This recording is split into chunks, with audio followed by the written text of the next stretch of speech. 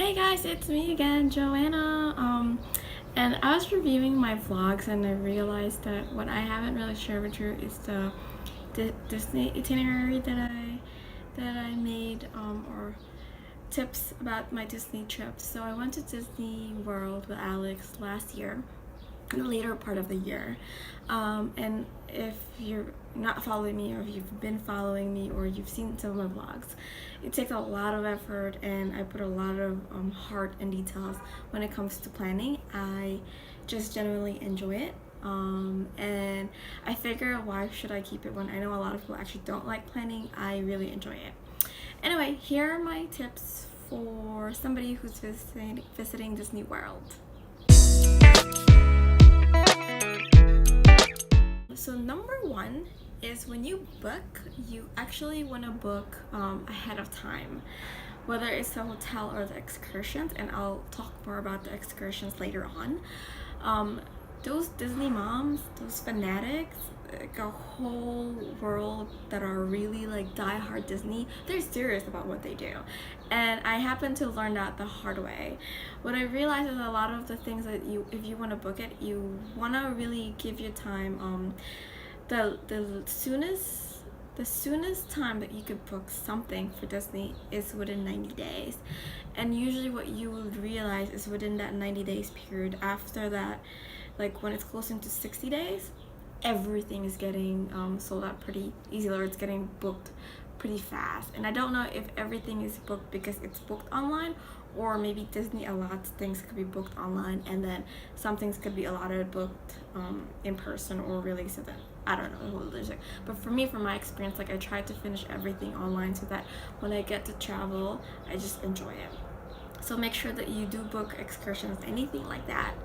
I would say probably very close to the 90-day mark. So anywhere from 62 to 90 days. And the second one is,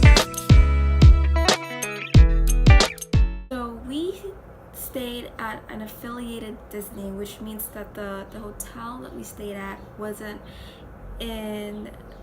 exactly on a Disney property, and there's a lot of them in Orlando. We stayed at the B Hotel, which door to door, I would say, depending on the park, probably it's about 40 minutes, and that's not bad. So it's about like 20-30 minutes drive, and then obviously you have to go to walk from the parking lot to the park, but there is a designated bus that goes from Disney to the hotel directly, so that was helpful, and it really saved us the cost and the price, because when I was looking at reviews, if you actually booked Disney hotels, there's really no preference. I mean, if you stayed with them, some of them are they specialize in something, like there's a hotel that there's basically animals around you, which sounds amazing and great, but for me personally, if I'm gonna go to Disney, I'm really more about the characters and the cartoons and that childhood experience, and for those things I'd rather save it in a place where it's legitimately like what they do, like, so like, I don't know, for like the safari, maybe like in Africa, I don't know, I'm making up things. Anyway, so for us, we stayed outside Disney, but it is an affiliated Disney World hotel, and it was fun, and it saved us money. We spent about $100 per night. I got it through Groupon. And Disney hotels are expensive. They're like anywhere from $200 to like $350 on average, and obviously that goes high as well. So yeah, the second thing, as you can tell, I have a list. The third thing is the photo pass. So it's the memory maker.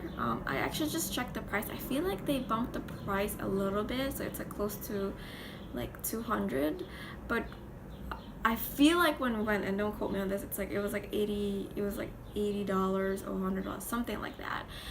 So it's a memory maker that you purchase from Disney before, so you'd want to do it before, like at least 3 days before you visit, because if you don't, then you get obviously a higher price. And it's not for everybody. Like for me, I just like getting the memories captured from me and Alex, and the more professional taken, the better. Did I think it was worth it for the price that I paid? I think it was well worth it, and for what like Alex and I like to do. What's nice is that if you're actually, and you know this, if you travel a lot and it's two of you guys, you have to go through that awkward stage of asking somebody to take your photo together. Although it's not a big problem. Sometimes we do that, and sometimes we bring our tripod, which you cannot bring it in the Disney park, by the way.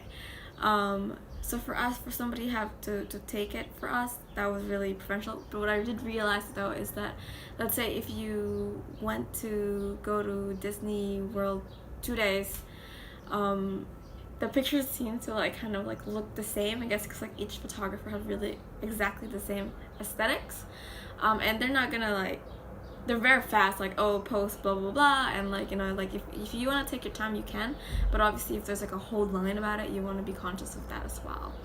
What I like about it as well as though is the character, right? So that if you're there for the first time, you want to experience it, you want to go see Minnie, Mickey Mouse, you know, in their meet and greet, the photographers there as well, it's included, so I thought that was really helpful.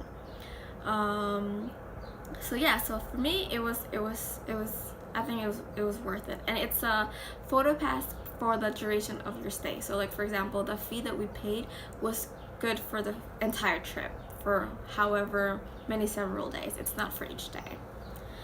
And then the fourth one, and really I guess the last thing that I want to talk about is the excursion. So I wasn't really aware of it before I was looking into visiting Disney World. This is my second time. The first time was when I was a child.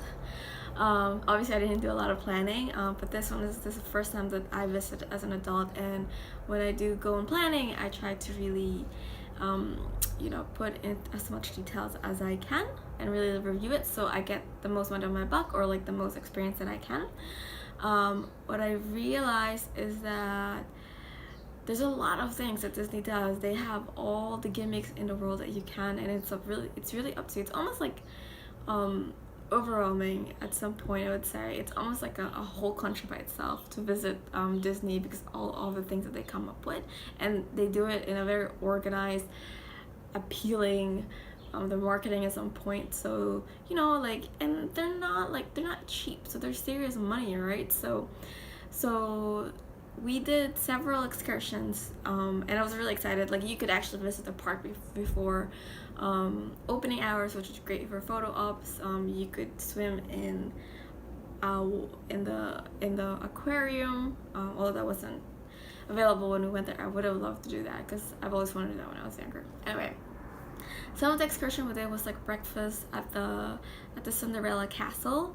And I'm gonna go over with other reviews of the actual excursion maybe in the next vlogs, but I just want to give you an idea of the things that we experienced. We did the daytime parade package, where you had a lunch and then you had a designated area for, they call it the VIP viewing. You do have your own area. And then we did the fireworks, where, you know, after, this is the reason why I wanted to book it, because like after a long day, it's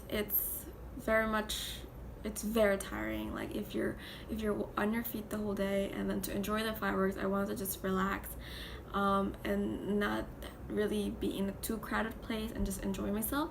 So this was like the night fireworks with dessert at Disney World, and I think it's one of my favorite things that we did. And the other thing is the VIP tour that we did. Some of the things I would recommend, some of the things I think you could kind of get away without doing them, but overall I was really happy with my experience.